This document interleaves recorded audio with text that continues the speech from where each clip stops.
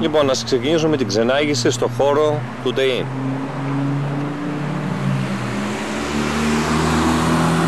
Ερχόμενοι από την είσοδο, δεξιά μας έχουμε τις πίσω όψεις των εργαστηρίων, της ηλεκτρονικής και της ηλεκτρολογίας.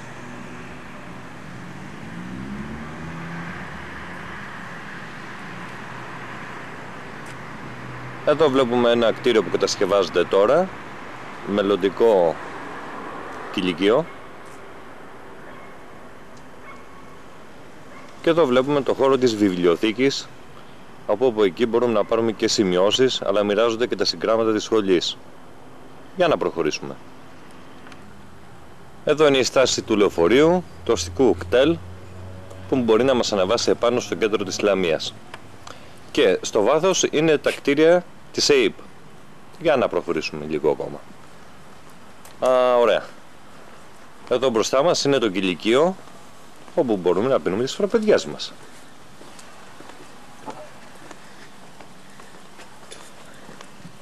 Άμα με δει η γυναίκα μου να την απατώνει καμιά άλλη θα σιγράρω. Θα σε βγάλω στην τηλεόραση.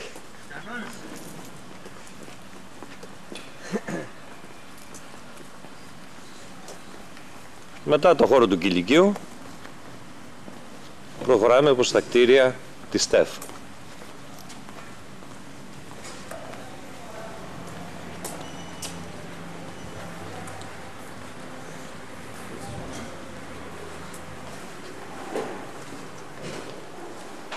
Ένας διάδρομος σκοτεινός και μαύρος.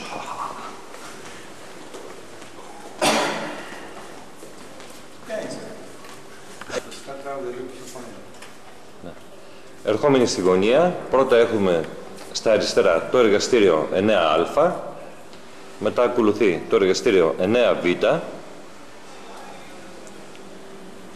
και μετά το 9γ. Λοιπόν, εδώ είναι το εργαστήριο 8α και από την πίσω πλευρά το 8β. Προχωρώντας, φτάνουμε στη γραμματεία της πληροφορικής. Αυτή τη στιγμή βεβαίως είναι κλειστά. Αλλά αύριο το πρωί πάλι εδώ θα είμαστε.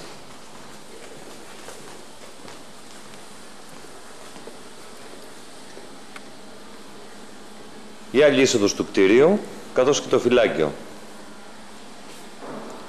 Εδώ είναι οι βαθμοί, τα αποτελέσματα των εξετάσεων.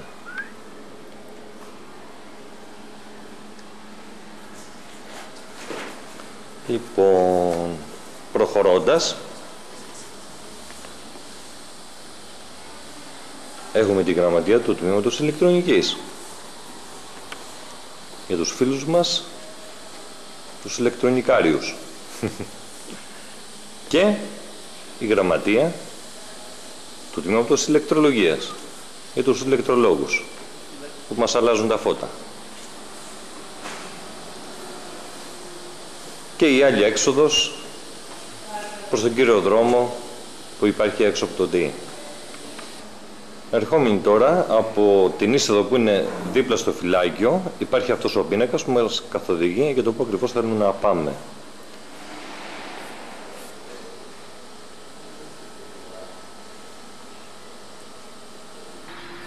Τώρα, βγαίνοντας από την έξοδο δίπλα στο φυλάκιο, βλέπουμε τον έθριο χώρο, όπου υπάρχουν παγκάκια που μπορούμε να ξεκουραστούμε.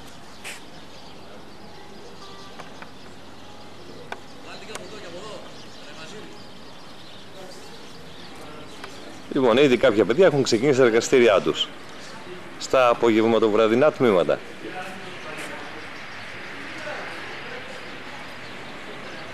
Και αυτό εδώ που βλέπουμε είναι το μεγάλο αμφιθέατρο της σχολής, όπως επίσης και το μικρό αμφιθέατρο, τα οποία έχουν πρόσφατα, εντελώς πρόσφατα ανακαινιστεί.